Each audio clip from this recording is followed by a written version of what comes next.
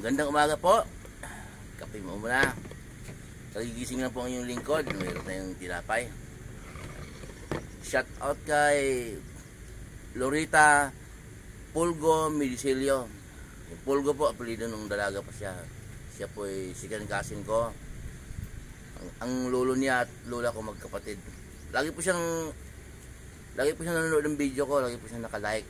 Sa Cebu siya ngayon. Kumusta ka, Lorita? Papalain ka ng Diyos at yung pamilya mo.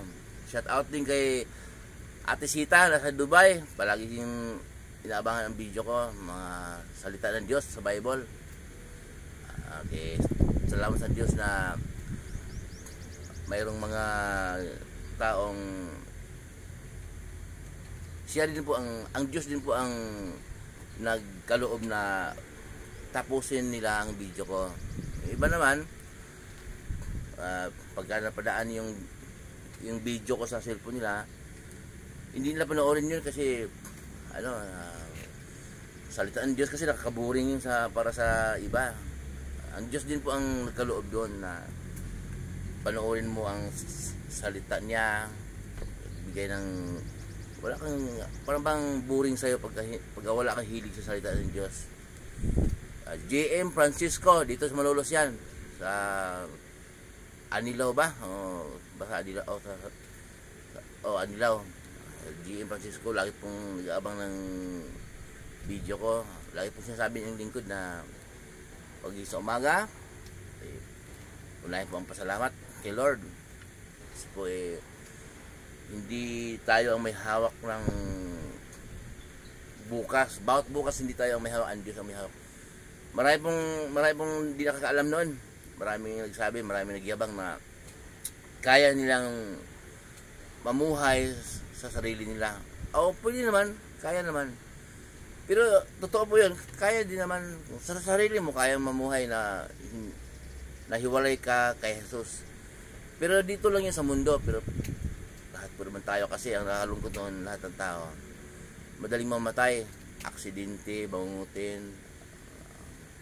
Ang pinakamahalaga po ay kung darating yung araw na yon, matagtagpuan tayo na mananampalataya. Niwala po tayo na ang dugo ng ating Panginoong Hesus ang maglinis sa ating mga kasalanan, karumihan. Hindi natin kayang linisin ang ating sarili. Kung tayo lang, nandiyan yung pagkakasala, nagkalat, nandiyan yung tukso.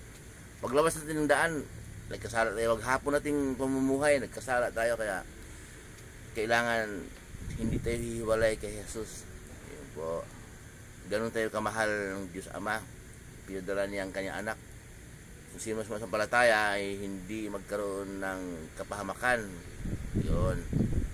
Yun po. Ang iyong lingkod po, stay in sa work. Del's Grills and Restaurant. Matatagpuan po dito naman po sa Ople Road, Bulihan, Malolos, Bulacan. Ayan, paligid po.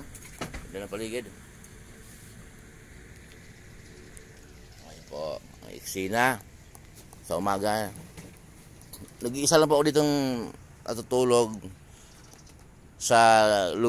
dito po sa floating kubo. Yung kasama ko naman doon mismo sa kwarto. Tatlo sila. Yung kwarto doon, na may gawin doon. Ayan, ang view na magigising na yung lingkod sa umaga.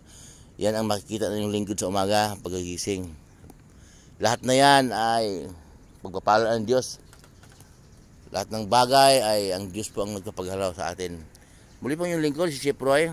Pagpapalain po tayong lahat ng Diyos. Sasamahan kayo kahit saan kayo pupunta. Mga trabahong pinasukan ninyo, kahit anong negosyo ninyo o pinagkakitaan nyo sa buhay ayon sa kalooban ng Diyos, yung parehas po ha, walang halong pandaraya.